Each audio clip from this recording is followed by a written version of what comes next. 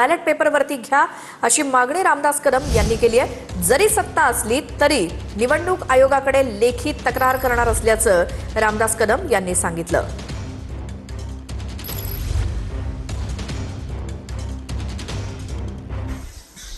त्यावेळेला अनेक ठिकाणी ज्या मशीन आहेत, ईव्हीएम मशीन ज्या आहेत त्या बंद पडत आहेत। आज सकाळी माझे बंधू अण्णा ते उमेदवार आहेत, त्याला 30 मिनिटं थांबायला लागलं बाहेर। तर ही बाब अतिशय गंभीर आहे। याबाबत मी निवडणूक आयोगाकडे लेखी तक्रार करणार आहे। जरी सत्ता आमची असली, सरकार आमची असली, तर नियोजन आवश्यक आहे ना। काही ठिकाणी मला माहिती मिळते करवंडे गावामध्ये अजून मतदान झालं नाही चालू, सकाळपासून मतदान त्या मशीन बंद आहे। आणि ह्या बाबी अतिशय गंभीर आहे। शासनाने यामध्ये लक्ष घालायला पाहिजे, निवडणूक आयोगाने लक्ष घालायला पाहिजे, जिल्हाधिकाऱ्यांनी याच्यामध्ये लक्ष घालायला हवंय। आणि नाहीतर मग तुम्ही हे बंद करून टाका ना, घ्या।